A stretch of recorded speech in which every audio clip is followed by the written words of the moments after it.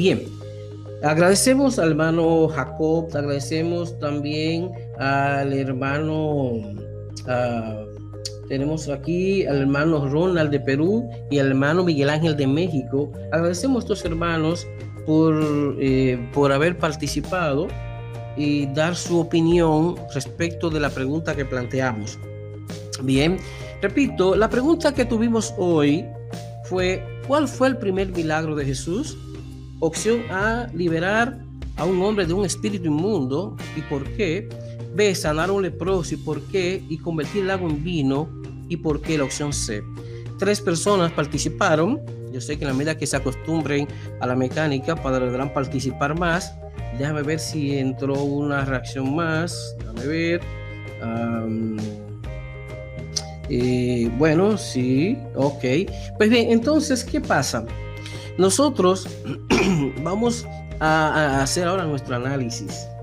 Fíjense, interesante que 3 personas respondieron y las 3 escogieron la opción C. Es decir, para una gran mayoría de hermanos y hermanas en la fe, convertir el agua en vino fue el primer milagro de Jesús. Ahora bien, ¿por qué se ha respondido esa pregunta de esa manera? ¿Por qué?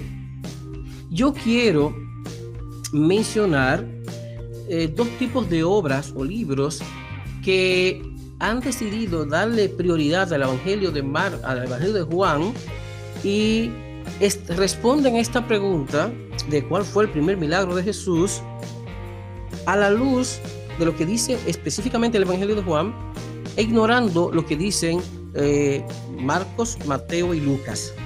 La primera obra se llama 4000 preguntas y respuestas sobre la Biblia. El autor de este libro es A. Dana Adams y fue publicada por Editorial Mundo Hispano. Yo poseo de esta obra la 3ª edición correspondiente al año 2004. Pues bien, en la página 119 de esta obra leemos la pregunta numerada con el número 11, que dice de esta manera: ¿cuál fue el primer milagro efectuado por Jesús? Y esta obra responde: la transformación del agua en vino en la fiesta de la boda de Caná de Galilea, Juan 2, del 1 al 11. Ya bien, esta obra, una obra publicada por Editorial Mundo Hispano en el año 2004, induce a la gente a responder a esta pregunta que planteamos hoy solamente a la luz del Evangelio de Juan. Ahora bien, la segunda obra es Dinámicas y ocurrencias bíblicas. El autor de este libro es Joel Santana G.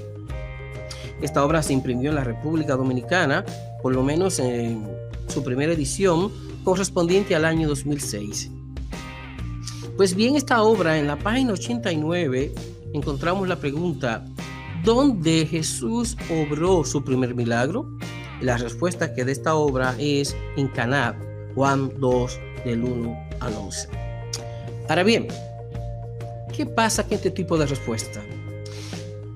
Lo que pasa con este tipo de respuesta es que a los hermanos lo han inducido a responder como si la clave de los evangelios la tuviera el Evangelio de Juan. Y en realidad, yo sé que se ha basado mucho, la gente se ha fundamentado mucho para esta creencia en lo que dice precisamente Juan 2:11, cuando dice: este principio de señales hizo Jesús en Caná de Galilea. La clave para responder la pregunta como hasta ahora lo han hecho es precisamente basándose en Juan 2, versículo 11. Repito, este principio de señales hizo Jesús en Caná de Galilea. Ahora bien, ¿cuál es el problema con este tipo de procedimiento, con esta metodología? Bueno, sencillo, que la expresión, este principio de señales, debe entenderse en el contexto propio del Evangelio de Juan. Es decir, los hermanos y hermanas que me escuchan tienen que comprender que los evangelios tuvieron un surgimiento independiente, surgieron de manera independiente y solo nosotros tenemos hoy el privilegio de tener los 4 evangelios juntos y ni siquiera en el orden que se escribieron. Porque en términos históricos se entiende que Marcos fue el primer evangelio en ser escrito y se publicó entre los años 68 al 73 después de Cristo. El segundo evangelio en ser escrito fue el evangelio de Mateo, escrito probablemente en Antioquía entre los años 80 y 90. Y Lucas, tercer evangelio en ser escrito, probablemente en Grecia, Siria o Roma, alrededor del año 85 después de Cristo. Y por último aparece el evangelio de Juan, escrito probablemente en Éfeso o Siria entre los años 80 y 110 después de Cristo. ¿Qué significa? Que la pregunta de cuál es el primer milagro de Jesús necesita ser respondida de otra manera. Es decir, según cada evangelio, según el orden de su narrativa y en la forma en que organizó los datos, nos dice cuál fue el primer milagro de Jesús. ¿Ok? Es decir, no hay ninguna razón ni histórica, ni teológica, ni exegética que obligue a responder esta pregunta dándole la prioridad al Evangelio de Juan en perjuicio de lo que dice Marcos, que fue el primer evangelio en ser escrito, en perjuicio o ignorando lo que dice Mateo, lo que dice Lucas, para quedarnos simplemente con el Evangelio de Juan. Entonces, lo que estamos diciendo aquí es que la pregunta de cuál fue el primer milagro de Jesús debe responderse según, es decir, cuál fue el primer milagro de Jesús según Mateo, vamos a decirlo en el orden que debió ser, cuál fue el primer milagro de Jesús según Marcos, cuál fue el primer milagro de Jesús según Mateo, cuál fue el primer milagro de Jesús según Lucas y cuál fue el primer milagro de Jesús según Juan. Y obviamente la respuesta a esa pregunta desde esa perspectiva, que es como debemos responderla, entonces no va a ser que automáticamente la ya conocida respuesta de que fue convertir o transformar agua en vino. Repito, no hay ninguna razón ni bíblica, ni exegética, ni teológica para sobreponer o superponer el Evangelio de Juan con relación a o respecto de los otros evangelios, la llamada tradición sinóptica o los evangelios sinópticos. Bien, en tal sentido, entonces tendríamos que, antes de seguir avanzando, quiero decir lo siguiente, que ya basta de seguir respondiendo esta pregunta a la luz de Juan, ignorando lo que dice Mateo, lo que dice Lucas y lo que dice, Mateo, Marcos, Lucas, ¿ok? Tenemos que responder esta pregunta de una manera que le haga más justicia a la naturaleza de los evangelios, a lo que realmente plantea cada evangelio en su propio relato. Ahora, antes de avanzar ahí, quiero decir que hay un dato interesante, y es que la palabra señal, y en plural señales, es una palabra que tiene en el Evangelio de Juan una marca interesante, la palabra griega semeion, y en plural semeia. Esta palabra aparece en los evangelios de la manera siguiente: 13 veces en Mateo, 11 en singular y 2 en plural; 7 veces en Marcos, 4 en singular y 3 en plural; 11 veces en Lucas, 9 en singular y 2 en plural; mientras que 17 veces en el Evangelio de Juan, 6 en singular y 11 en plural. Pero es preciso aclarar que la palabra que la Reina Valera traduce señal en Juan 20:25 no es semeion, sino la palabra griega tupos, que entre otras secciones significa cicatriz, marca. Ahora, ¿por qué? ¿Qué es lo que queremos decir con que la palabra señal o señales tiene un uso particular en el Evangelio de Juan? ¿En qué sentido puede constituir un término peculiar en el vocabulario del Evangelio de Juan? Sencillo, en el Evangelio de Juan, la palabra señal o señales constituyen unos términos peculiares porque, o en el sentido de que se utilizan de manera especial y peculiar para referir a los hechos portentosos de Jesús, es decir, lo que en lenguaje, en una terminología de los evangelios sinópticos, Mateo, Marcos, Mateo y Lucas, podríamos llamar milagros. Juan decidió llamarle en su vocabulario semeion, señales o señal. En los sinópticos, los hechos portentosos de Jesús se identifican más bien con la palabra griega dunamis, en plural dunamis, traducida por la Reina Valera como milagros o milagro o milagros. La traducción milagro aparece solamente 2 veces en los sinópticos, entiéndase en Marcos, Mateo y Lucas, y específicamente en Marcos 6:5, 9:39 y en la Reina Valera de 1960, claro. Mientras que en plural milagros ocurre 8 veces en los sinópticos, 6 en Mateo, 1 vez en Marcos y también 1 vez en Lucas. Ahora, en los sinópticos se destaca el uso escatológico de los términos señal, señales. Mateo 24, 3, 24 y 30, Marcos 13, 4, 22, Lucas 21, 7, 11 y 25, mientras que Juan no utilizó la palabra señal, semeion o semeion, en el sentido escatológico que utilizan los evangelios sinópticos. Juan designa o deja la palabra semeion, señal, para específicamente apuntar a los milagros o los hechos portentosos de Jesús. Entonces, ¿qué resulta? A la luz de lo que es la llamada el problema sinóptico y de la coincidencia que se dan entre Marcos y Mateo cuando siga Marcos, primer evangelio en ser escrito, resulta que Marcos y Lucas coinciden en afirmar que el primer milagro de Jesús consistió en liberar a un hombre de un espíritu inmundo. Si leemos a Marcos 1, 21 al 28 y a Lucas 4, del 31 al 37, vamos a ver que cuando leemos estos 2 evangelios, el primer milagro que hace Jesús después del bautismo, después de su preparación en el desierto y retorna e inicia ya su ministerio público, fue liberar a un hombre de un espíritu inmundo. Ahora, según el evangelio de Mateo, el primer milagro de Jesús fue sanar a un leproso. Léase Mateo 8, del 1 al 4.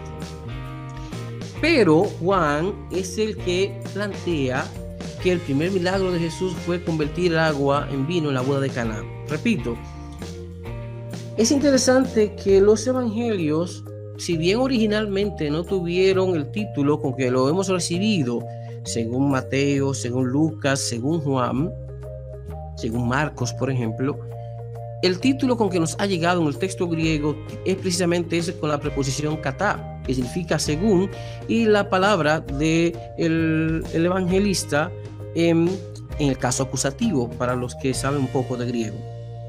Entonces resulta que, ¿cuál fue el primer milagro de Jesús? Respuesta correcta. Bueno, según Marcos y Lucas, el primer milagro de Jesús consistió en liberar a un hombre de un espíritu inmundo.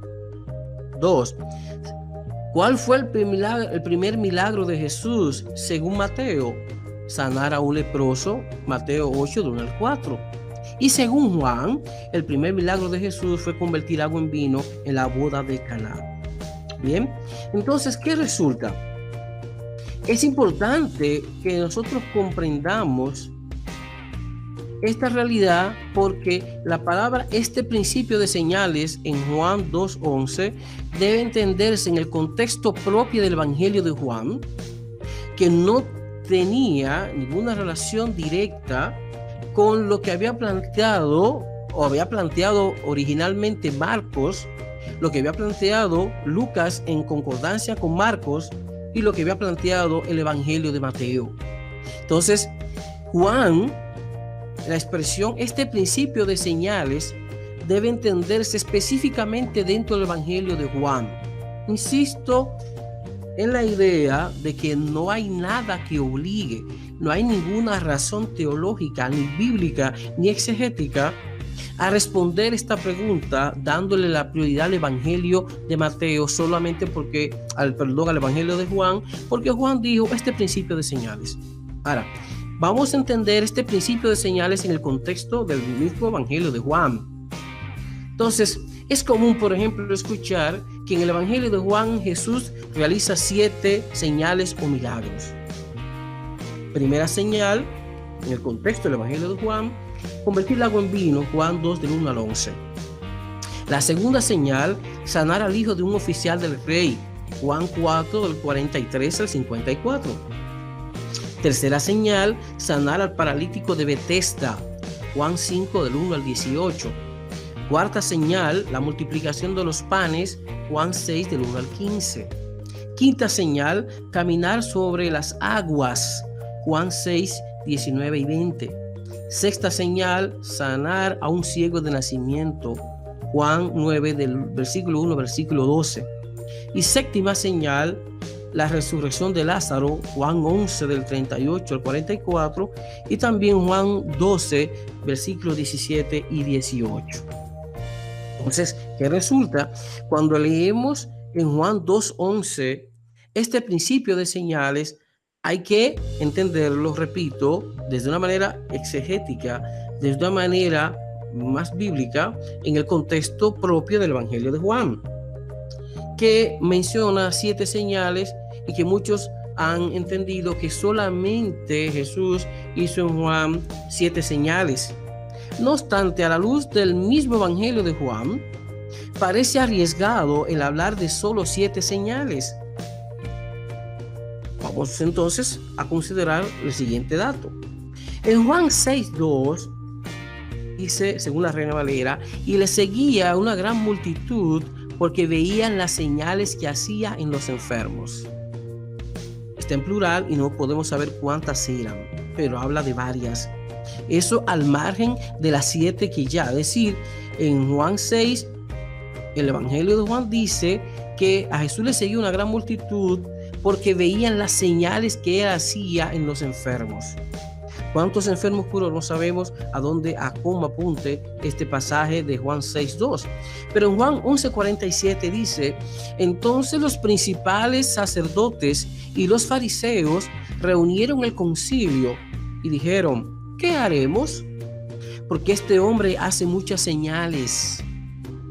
Obviamente parece ser más de 7. En Juan 12:37 dice, pero a pesar de que había hecho tantas señales delante de ellos, no creían en él. Repito, Juan 12:37, pero a pesar de que había hecho tantas señales delante de ellos, no creían en él. Luego, Juan 20:30 dice, hizo además Jesús muchas otras señales en presencia de sus discípulos, las cuales no están escritas en este libro. ¿Qué significa entonces? Que a la luz del mismo Evangelio de Juan, no podemos decir que Jesús solamente hizo 7 señales. Si bien que hemos mencionado lo que podríamos llamar 7 señales programáticas, al final, el mismo Evangelio de Juan da pistas para que comprendamos que Jesús, según el Evangelio de Juan, hizo muchas señales, muchas más que las 7 que mencionamos con sus citas bíblicas. Por lo tanto, repito, y quiero insistir bien claro en esto, la expresión de Juan 2:11, este principio de señales debe entenderse, repito, en el contexto propio del Evangelio de Juan. Los evangelios no existieron de manera inconjunta, ni surgieron de manera unificada como hoy lo tenemos nosotros, en un orden que uno comienza en el Nuevo Testamento, tenemos a Mateo, luego tenemos a Marcos, luego tenemos a Lucas, luego tenemos a Juan. Y como la gente ha leído que el Evangelio de Juan dice, este principio de señales, de manera arbitraria, se ha tomado sin ninguna razón validera a Juan 2:11 para responder una pregunta que debe ser respondida a la luz de los datos que proporciona cada evangelio. Repito, los evangelios surgieron de manera separada y el primero de ellos es el evangelio de Marcos. Y Lucas concuerda con Marcos en responder cuál fue el primer milagro de Jesús.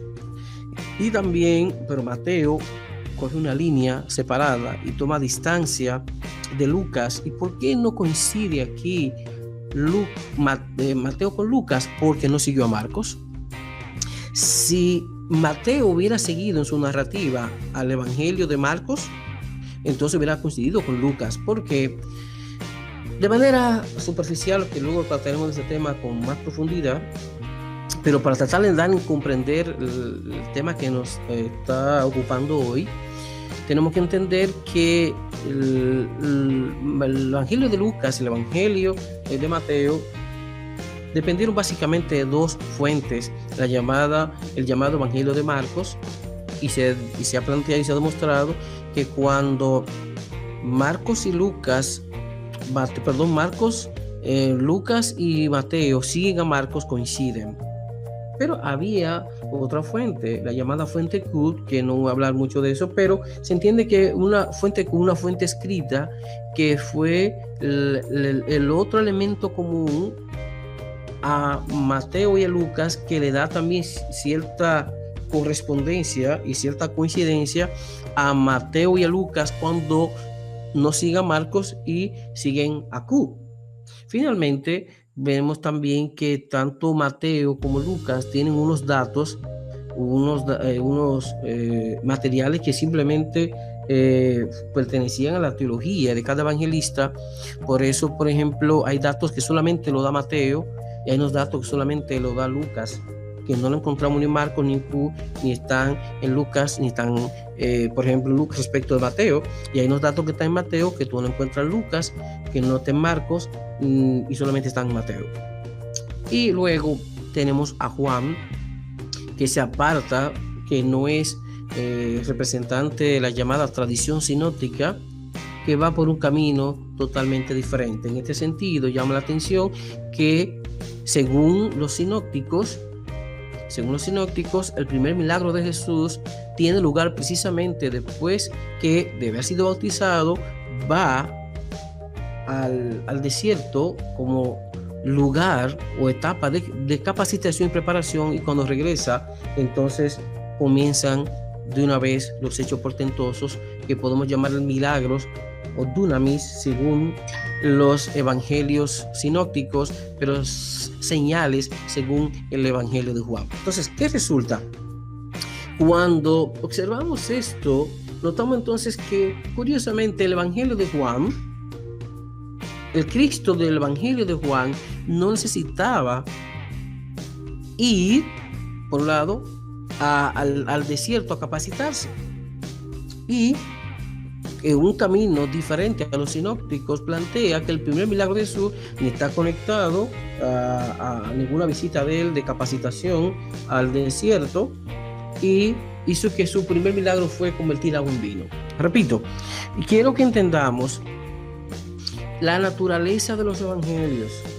Repito, el primer milagro de Jesús es, como otros datos que luego trataremos aquí en este programa, es una pregunta que debe ser respondida haciéndole justicia a los evangelios. El primer milagro de Jesús debe ser respondida según cada evangelio. Cuando comencemos a leer el evangelio de Mateo, el primer milagro que plantea Mateo en esa narrativa es el primer milagro de Jesús según Mateo. Y el primer milagro que coloca Marcos en su narrativa, entonces es el primer milagro de Jesús según Marcos. Y el primer milagro que coloque Lucas en su relato, en su narrativa, será el primer milagro según el evangelio de Lucas. Y el primer milagro que aparezca en la narrativa del evangelio de Juan, entonces será el primer milagro de Jesús según el evangelio de Juan. Repito, no hay manera de obligar a responder esta pregunta como hasta ahora se ha respondido. Y fíjense que además de que la mayoría de la gente que nos escucha, yo sé que iba a escoger la opción C, quise mencionar dos obras. Una de Editorial Mundo Hispano, que es un editorial, digamos, bastante conocido, donde comete este error metodológico de responder esta pregunta no según los evangelios, sino según el evangelio de Juan. Y nuestro trabajo aquí como biblista, como exégeta, es poner, digamos, al desnudo, poner a nuestros radio escucha, a las personas que nos honran con su sintonía, a que estén al día y que conozcan este tipo de realidades. Repito, insisto, la pregunta de cuál fue el primer milagro de Jesús demanda una respuesta según cada evangelio. Según Juan, según Lucas, según Mateo, según Marcos. Otra vez, yo sé y conozco demasiado bien el pensamiento cristiano tradicional que lo ha inducido a responder esta pregunta solo considerando el Evangelio de Juan y a interpretar fuera del contexto del Evangelio de Juan la expresión este principio de señales. Entonces, creo que ya es hora de que comencemos a conocer algunas realidades que están estrechamente ligadas con nuestro tipo de acercamiento a la Biblia, con la forma en que leemos la Biblia y cómo creemos que fueron las cosas. Repito, cuando vino a salir el Evangelio de Juan, que fue el último en ser escrito, ya hace mucho que la gente sabía que el primer milagro de Jesús, según Marco, era distinto. Que el primer milagro de Jesús, según Marco y Lucas, era otro. Que según el Evangelio de Mateo, el primer milagro de Jesús fue otro, porque la tradición sinóptica no conoció estos datos de el evangelio que presenta Juan. Entonces, las comunidades de fe donde surgieron cada evangelio conoció en un principio precisamente lo que fue la teología de cada evangelio. Por lo tanto, la comunidad mateana no pudo conocer y no supo y no respondería a la pregunta ¿qué fue el primer milagro de Jesús? Según Juan, si no lo respondería según Mateo. Y las comunidades que recibieron el evangelio de Marcos y Lucas, viendo la coincidencia que hay aquí en Marcos y Lucas, responderían según Marcos y Lucas y no según Juan, como lo estamos respondiendo hoy. Por supuesto, la comunidad juánica, que donde surgió y tuvo relevancia la literatura juánica, era obvio que responderían a esta pregunta según el evangelio de Juan. Pero nosotros que tenemos ahora todos los evangelios juntitos, separados apenas por una página, nuestras Biblias, necesitamos conocer en primer lugar cuál fue el primer evangelio en ser escrito, cuál es la interacción o la interdependencia que hay entre ellos, por lo menos entre los primeros tres, Marcos, Mateo y Lucas, y luego la manera en que el evangelio de Juan va por un camino distinto a lo que es la tradición sinóptica. Por eso, repito, ustedes van a ver que la etapa de preparación de Jesús, del Cristo de los sinópticos, que después de ser bautizado va al desierto, en una etapa de preparación, el Jesucristo del Evangelio de Juan no tuvo necesidad de eso. ¿Por qué? Porque la cristología descendente del Evangelio de Juan, es decir, que presenta a Jesús con rasgos divinos, desde de un principio, no como los sinópticos, presenta a Jesús que estaba ya para el principio cerca del Padre. Entonces, un Jesucristo de estas dimensiones no necesitaba, como el de los sinópticos, pasar por la etapa de los 40 días de ayuno. Es decir, el Jesús de la cristología de Juan no necesitó pasar por los 40 días de ayuno. No conoció esa experiencia. No la necesitaba por los rasgos con que desde un principio Juan presenta en su teología a el Cristo juanino. Entonces, ¿qué significa entonces todo esto? Estamos diciendo que nosotros queremos ayudar a nuestra gente a acercarse a la Biblia de una manera distinta, de una manera que le haga más justicia a la historia de la Biblia y a lo que ha sido realmente el proceso de conformación y de la Biblia hasta llegar a de lo que nosotros tenemos hoy. Entonces, quiero decir entonces que debemos estar alerta respecto de la teología del Evangelio de Juan en cuanto al arreglo y la relación entre las dos primeras señales, las que Juan Mateo y Juan Barretos llaman señales programáticas, primera y segunda, en su obra Vocabulario Teológico del Evangelio de Juan. Ellos dicen, es que antes de la segunda señal, oiga bien, antes de la segunda señal, en 2 ocasiones, Juan sugiere que Jesús realizó varias señales y no se nos dice cuántas, pero al parecer no fueron pocas. Observemos lo siguiente. Juan 2:23, estando en Jerusalén en la fiesta de la Pascua, muchos creyeron en su nombre viendo las señales que hacía. Juan 2:23, eso es después de haber hecho, según Juan, la primera señal o este principio de señales. Ahora, Juan 3:2 dice, este vino a Jesús de noche y le dijo, Rabí, sabemos que has venido de Dios como maestro, porque nadie puede hacer estas señales que tú haces si no está Dios con él. Noten, repito, cómo después de haber planteado la primera señal de Jesús, el mismo Evangelio de Juan deja ver que Jesús había hecho muchas señales. No sabemos cuántas, pero no las menciona en singular, las menciona en plural. Entonces, otra observación es que muy probablemente, como dije, ya las 2 obras que mencioné o que he mencionado, se dejaron guiar por la expresión, este principio de señales, que debemos entenderla simplemente en el contexto del Evangelio de Juan. Obviamente, la manera en que respondamos cuál fue el primer milagro de Jesús también tiene que ver en la manera en que respondamos cuál fue el segundo milagro de Jesús, por ejemplo. Entonces, ¿qué pasa? Cuando notamos cuál fue el segundo milagro de Jesús, entonces diríamos lo siguiente. Como ya vimos que Lucas sigue a Marcos en este relato, en esta narrativa, observamos que Marcos y Lucas coinciden en decir que el primer milagro de Jesús consistió en liberar a un hombre de un espíritu inmundo. Marcos 1, 21 al 28 y Lucas 4, 31 al 37.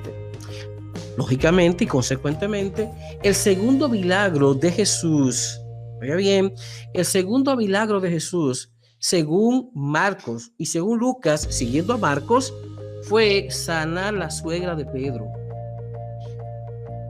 Sanar la suegra de Pedro lo vemos en Marcos 1, 29 al 31 y Lucas 4, 38, 39. Repito, ¿cuáles fueron los 2 primeros milagros de Jesús según Marcos y Lucas? Sencillo.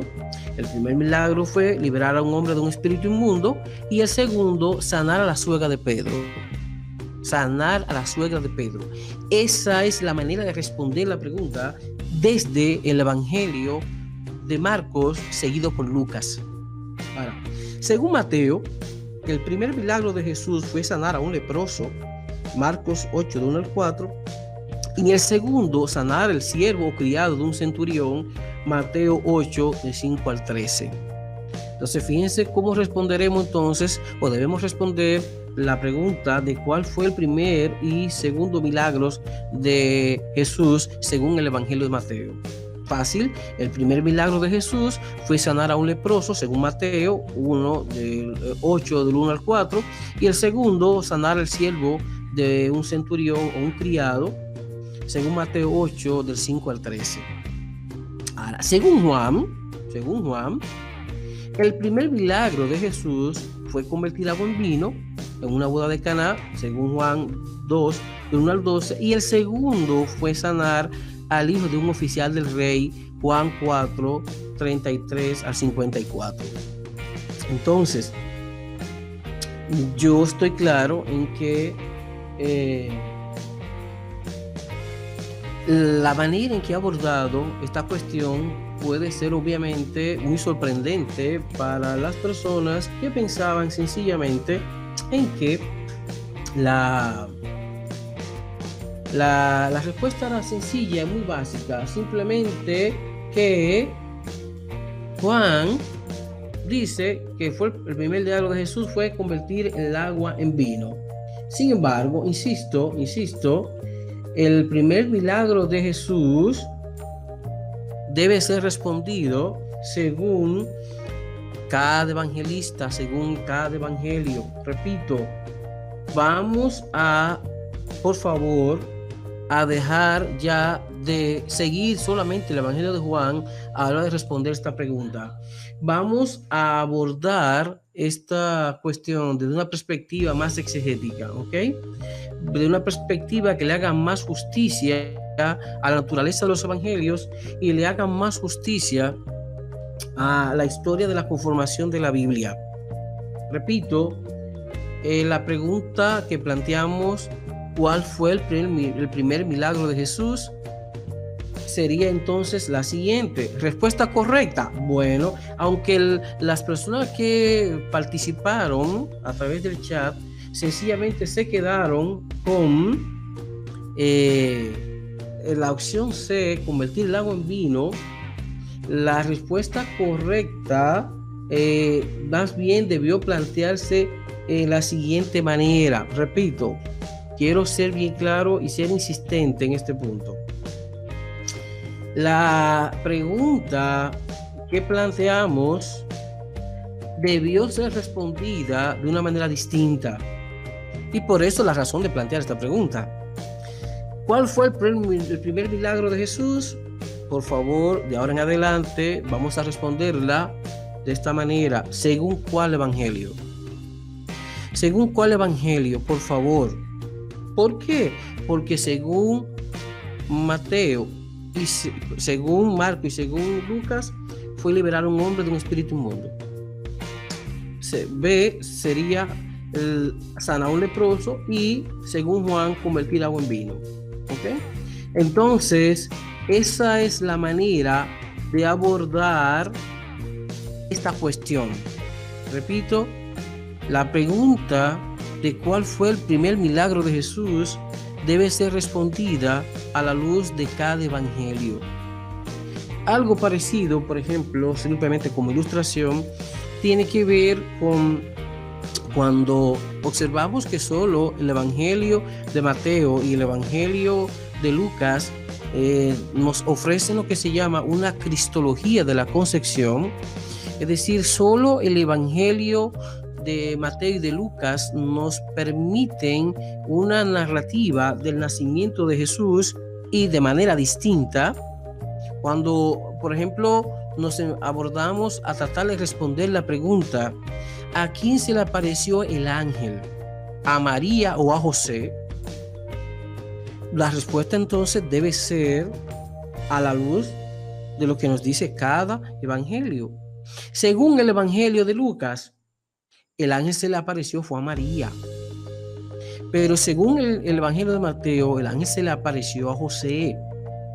Esa es la manera de responder este tipo de cuestiones. Repito y vuelvo de nuevo con la idea del título de los evangelios.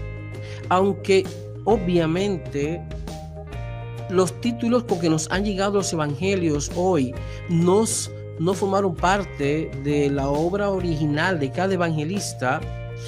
Cuando usted lee en su Biblia el evangelio según Mateo, el evangelio según Marcos, el evangelio según Lucas, el evangelio según Juan, al margen de las diferencias que podamos establecer entre la llamada tradición sinóptica y la tradición del evangelio de Juan, o que nos proporciona el evangelio de Juan, al margen de eso,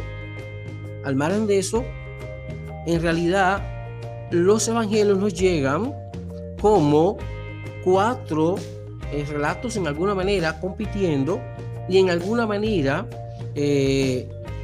no coincidiendo y presentando datos a veces incongruentes entre uno y el otro, pero que como nos llegaron en el canon, la respuesta no es eliminar un evangelio, es responder de acuerdo a cómo hemos recibido los evangelios y la Biblia. Entonces, la respuesta de a cuál fue que se le apareció el ángel, que uno nombrado como Gabriel, si fue a José o si fue a María, la respuesta es sencilla. Bueno, según Lucas fue a María, según Mateo fue a José. Ahora bien, obsérvese que no hay ninguna evidencia en la que el Evangelio de Lucas nos diga que el ángel, además de parecérsele a María, también se le apareció a José. No, para el Evangelio de Lucas, el ángel nada más se le apareció a María. No da cuenta para nada de una tradición que diga que el ángel, además de aparecerse a María, también se le apareció a José. Y el Evangelio de Mateo, a la hora de plantear la cuestión, no deja ver pistas para que entendamos que el Evangelio de Mateo entendió, o que para el evangelista Mateo, el ángel, además de aparecérsele a José, también se le apareció a María. Entonces, la opción que tenemos aquí es sencillamente responder de la manera siguiente. Nosotros tenemos que comprender que este tipo de situaciones está ligada a la historia de los textos bíblicos, a la historia de la formación y conformación de lo que hoy tenemos como Biblia. Entonces, no podemos eliminar a Mateo para quedarnos con la versión nada más de Lucas, y no podemos eliminar a Mateo para Lucas para quedarnos con la de Mateo. El estudioso de la Biblia, la persona que va a tomar en serio lo que tenemos ya como canon bíblico, lo que tiene que tratar de familiarizarse con la historia de la conformación de la Biblia.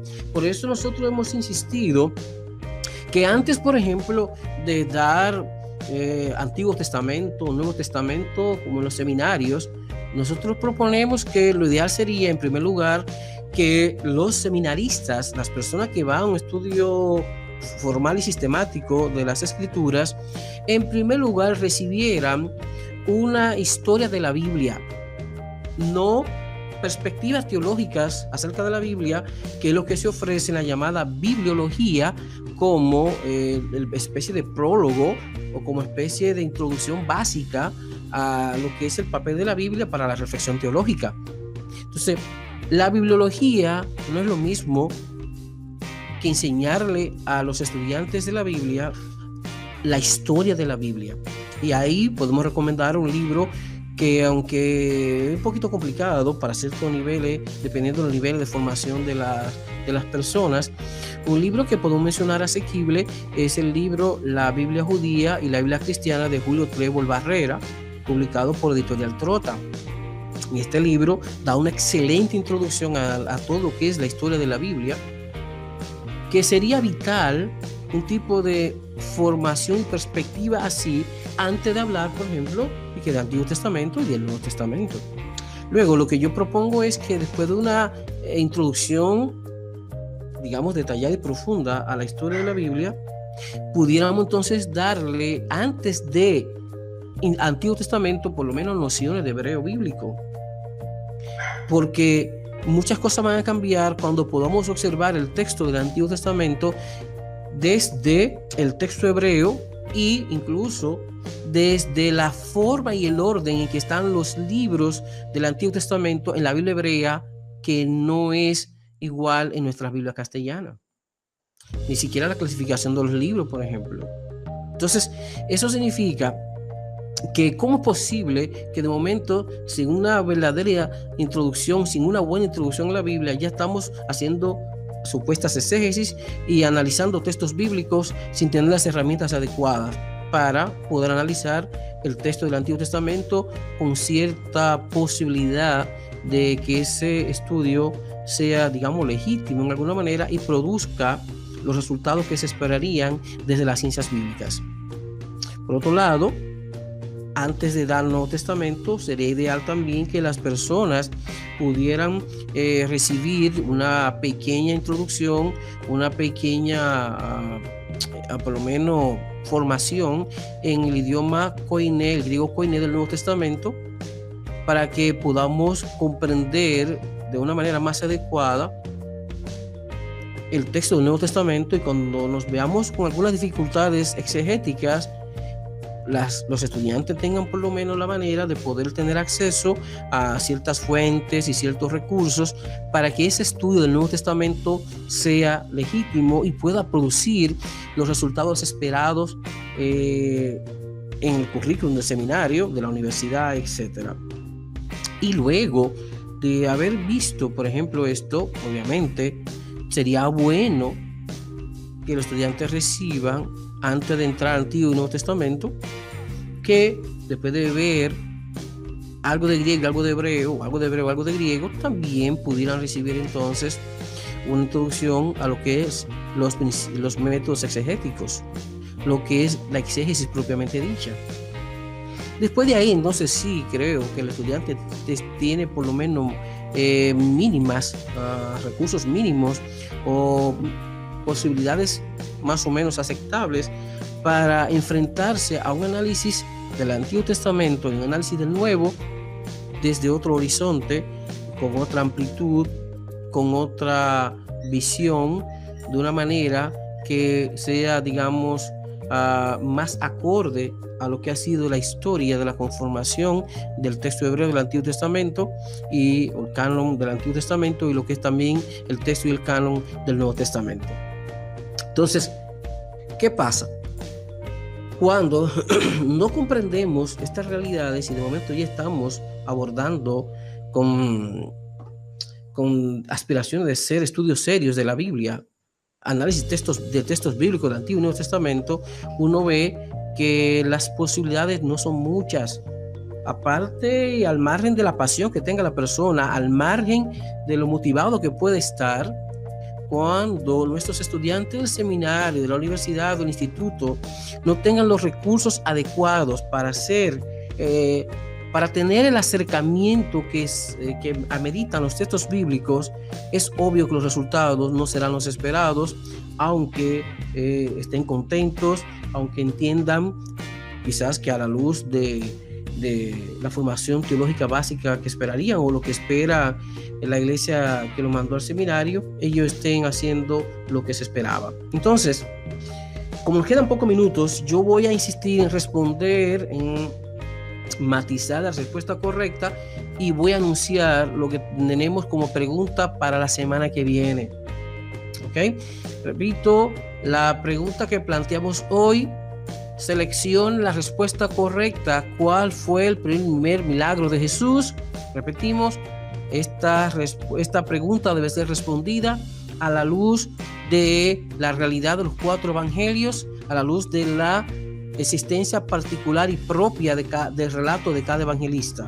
Por lo tanto, según Marcos y Lucas, el primer milagro de Jesús consistió en liberar a un hombre de un espíritu inmundo, Marcos 1, 21 al 28, y Lucas 4, 31 al 37. ¿Ok?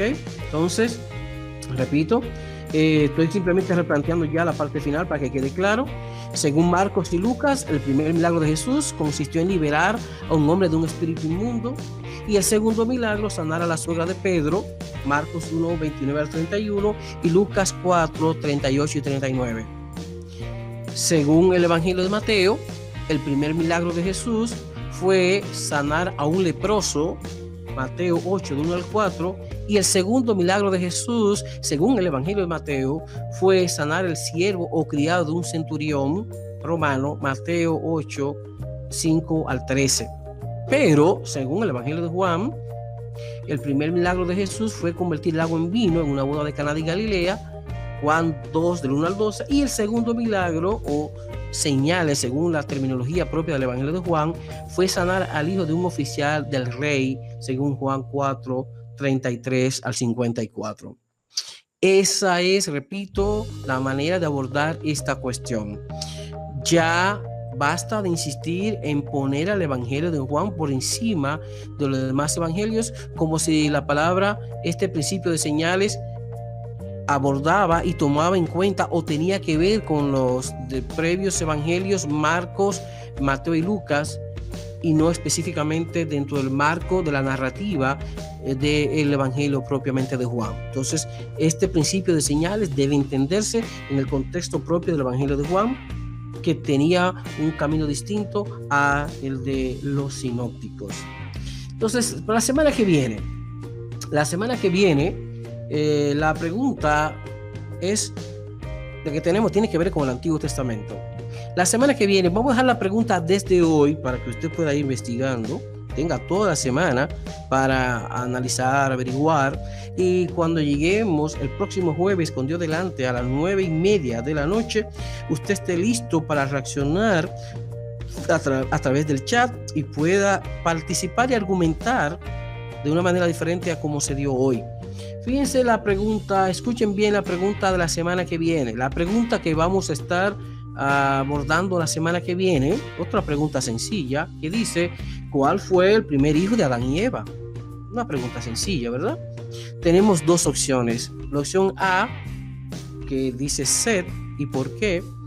La opción B, Caín y por qué. Y la opción C, ninguna de las anteriores y por qué. Repito, para nuestro programa de la semana que viene, Sendero de Esperanza y su sección Selección de la respuesta correcta, la pregunta que tenemos y que queremos que desde ya nuestros oyentes puedan ir leyendo y averiguando, porque eso es lo que queremos, es involucrar a nuestra radioaudiencia en la lectura, en la investigación y en un acercamiento menos devocional a los textos bíblicos, un análisis más formal, más sistemático y con un espíritu investigativo. Repetimos la pregunta que tendremos la semana que viene. Desde ya, las personas que nos honran con su sintonía, queremos que vayan averiguando para que participen por el chat y de manera activa. ¿Cuál fue el primer hijo de Adán y Eva? Opción A, Set. La opción B, Caín, y la opción C, ninguna de las anteriores. Esa es la pregunta que tendremos la próxima semana y será a partir de esta pregunta donde estaremos haciendo nuestra exposición desde un marco bíblico y exegético, esta vez la próxima semana en el campo de lo que se llama el Antiguo Testamento, de una manera más, menos cristiana y más académica, el Tanakh o la Biblia hebrea. Pues ha sido un placer para mí. Agradecemos a los hermanos y hermanas que nos han honrado con su sintonía, también a los hermanos y hermanas que tuvieron a bien poder participar en esta sección. Recuerden que el programa va a ser esta temática, de esta dinámica.